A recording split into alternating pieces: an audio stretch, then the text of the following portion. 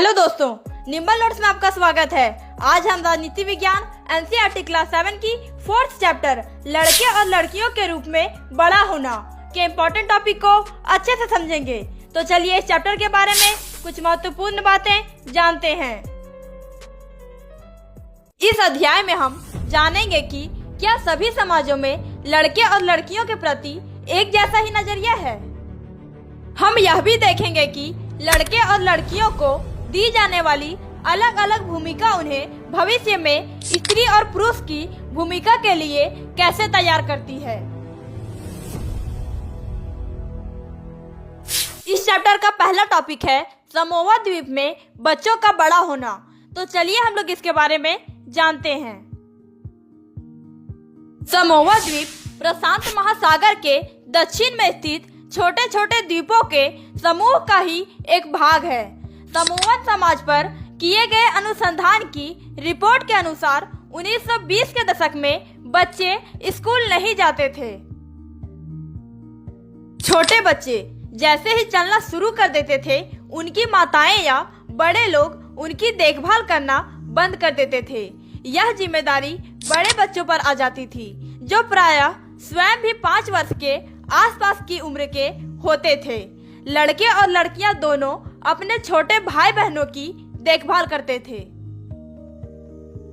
जब कोई लड़का लगभग 9 वर्ष का हो जाता था, वह बड़े लड़कों के समूह में सम्मिलित हो जाता था और बाहर के काम सीखता था, जैसे मछली पकड़ना और नारियल के पेड़ लगाना आदि। लड़कियां जब तक 13-14 साल की नहीं हो जाती थी, छोटे बच्चों की देखभाल और बड़े लोगों के छोटे मोटे कार्य करती रहती थी। लेकिन एक बार जब वे 13-14 साल की हो जाती थी, वे भी मछली पकड़ने जाती थी, बागानों में काम करती थी और डलिया बुनना सीखती थी। हमारा अगला टॉपिक है मध्य प्रदेश में पुरुष के रूप में बड़ा होना। तो चलिए हम लोग इसके बारे में जानते हैं। 1960 के दशक में मध्य प्रदेश में पुरुष के रूप में बड़ा होना हमें यह अनुभव कराता है कि हमारा समाज लड़के और लड़कियों में काफी अंतर करता है, जो बहुत कम आयु से ही शुरू हो जाता है। उदाहरण के लिए उन्हें खेलने के लिए अलग खिलौने दिए जाते हैं। लड़कों को प्रायः खेलने के लिए कारें दी जाती है और लड़कियों को गुड़ियां। खिलौने बच्चों को यह बताने का माध्यम बन जाते हैं कि जब वे बड़े होकर स्त्री और पुरुष बनेंगे तो उनका भविष्य अलग अलग होगा। अगर हम विचार करें तो यह अंतर प्रायः प्रतिदिन की छोटी छोटी बातों में बनाकर रखा जाता है। लड़कियों को कैसे कपड़े पहनने चाहिए, धीमी आवाज में बात करनी चाहिए, वगैरह वगैरह। ये सब बच्चों को यह बताने के तरीके हैं कि जब वे बड़े होकर स्त्री और पुरुष बनेंगे तब उनकी विशिष्ट भूमिकाएं होंगी।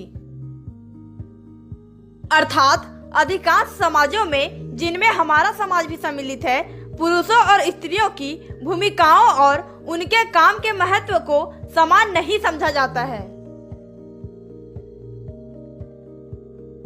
हमारा अगला टॉपिक है घर पर कार्य करने वालों का जीवन। तो चलिए हम लोग इसके बारे में जानते हैं। बहुत से घरों में, विशेषकर शहरों और नगरों में, लोगों को घरेलू काम के लिए लगा लिया जाता है।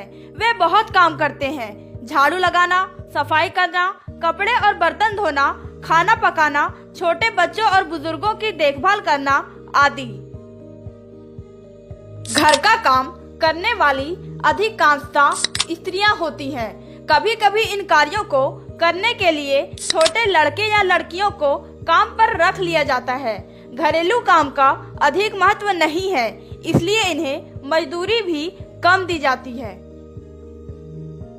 वास्तव में जिसे हम घरेलू काम कहते हैं, उसमें अनेक कार्य सम्मिलित रहते हैं। इनमें से कुछ कामों में बहुत शारीरिक श्रम लगता है। घरेलू और देखभाल के कामों का एक अन्य पहलू जिसे हम महत्व नहीं देते, वह है इन कामों में लगने वाला लंबा समय। वास्तव में यदि हम स्त्रियों द्वारा किए जाने वाले घर के और बाहर के कामों को जोड़े तो हमें पता चलेगा कि कुल मिलाकर स्त्रियां पुरुषों से अधिक काम करती है। हमारा अगला टॉपिक है महिलाओं का काम और समानता। तो चलिए हम लोग इसके बारे में जानते हैं। जैसा कि हमने देखा, महिलाओं के घरेलू और देखभाल के कामों को कम महत्व देना एक व्यक्ति या परिवार का मामला नहीं है। यह स्त्रियों और पुरुषों के बीच असमानता की एक बड़ी सामाजिक व्यवस्था का ही भाग है।